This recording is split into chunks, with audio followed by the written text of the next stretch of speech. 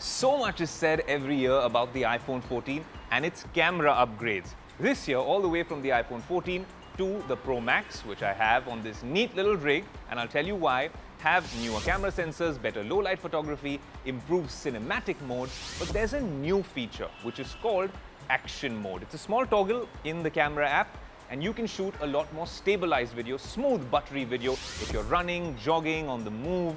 If you go by all the marketing, then Apple would have you believe that you don't need a gimbal anymore to stabilize your videos. We thought the undisputed OG king until this was launched was the GoPro. So we have the GoPro Hero 10 in all its splendor. We use it often on all our EV shoots, our outdoor shoots, and it does a very good job. But then with its computational photography and all the tech in this new age chipset and the top of the line, one of the best video cameras on a smartphone, can it match up to a GoPro? We are going to put both of them through their paces, put me also to my paces and really go for a nice little jog and find out which one comes out on top. So stay tuned. At the end of this, you're going to know which one is the better buy for a travel adventure camera.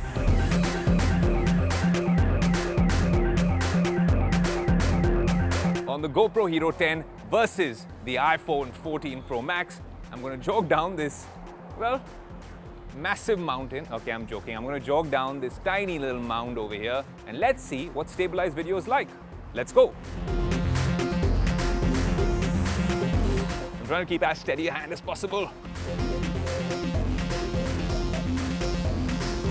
And that's how you become a vlogger on the iPhone 14 Pro Max, or if you want, the GoPro Hero 10. Okay, pit stop. One thing worth mentioning though is if you're comparing an iPhone with the GoPro, remember that the GoPros have come a long way. They have this sort of a screen in the front where you can actually tell whether you are in the frame or not, and that becomes very easy. So there's no selfie camera, there's one camera and that is everything. You could use the back screen if you're taking shots of the scenery and your friends during a vlog or an adventure story.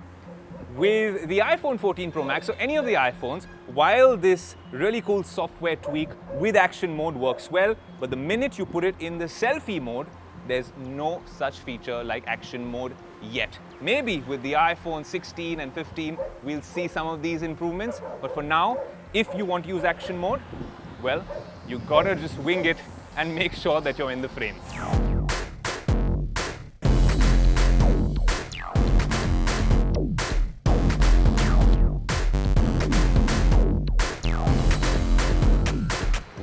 Well, I'm absolutely stumped by both these devices. Obviously, the GoPro's been doing this for years for adventure, travel, sort of photography and videos, surfers, guys doing this on parachutes, paragliding, skydiving, all that kind of stuff. The GoPro does a fairly decent job. It's important to note that this is an apples and oranges comparison, not an apples to apples comparison literally, because this is nearly 40,000 rupees. The cheapest iPhone would be double, and then these ones would be maybe triple that amount.